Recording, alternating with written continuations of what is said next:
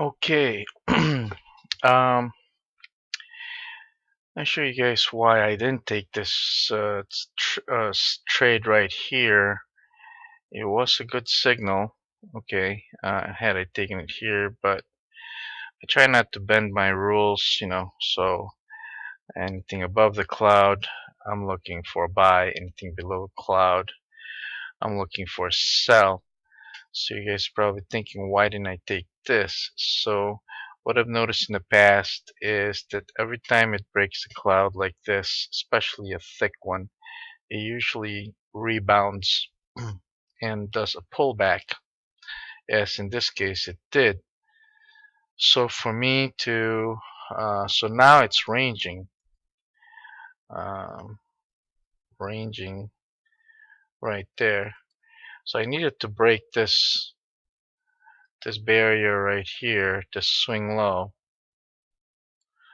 for me to get into this trade and see. So as you can see right now, there's buying pressure here on the delta. So I'm going to stay away from this trade. It looks like it's going to range around a bit. On this case here, this is a thin cloud, and probably wouldn't have taken this either, and not maybe until maybe 1, 2, 3 ticks above, like right here, and that's where I would have taken it by that time, or at least here, and that's where I would have taken that trade, especially after the cloud.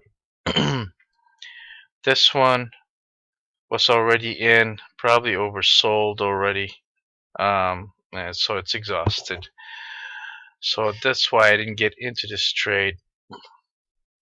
And you can see signals of this buyers coming in, and then you see it pull back up, and now it's ranging. So now see it pull down. And had I taken that trade, I would have made a few ticks already. And this is when I would have taken it, and it's still going down. See that? That's 39 ticks already. I missed the whole thing. It's alright, there's going to be plenty to do. So now let's wait and see where this would go down to. Okay, so I'll put you guys on pause, right? Okay, this thing is getting some selling pressure, but it's hesitating over here. It even got a buyer signal right here on the volume, but then the sellers took over again. We got some sellers going on. The volume bar over here is telling me there's selling pressure as well. So this will probably go down a few more ticks, and too bad I missed this one, because that's what I was waiting for it to break out over here, and I mentioned that earlier. So now let's see where this is at, why it's having a hard time on breaking through. Okay, it's on the second, this is the first deviation, second and third. It's on the second deviation line. So I can see why this is having a hard time over here, trying to get through. But the way this, I might even, if I was trading this live, I would probably get out here now, and this is where I would get out for a good 39 ticks, or maybe right here. Where was that? 35 ticks, and that's my out right there. I'm getting some buying pressure, and I'm getting delta. So, and the reason again is because of this. Um,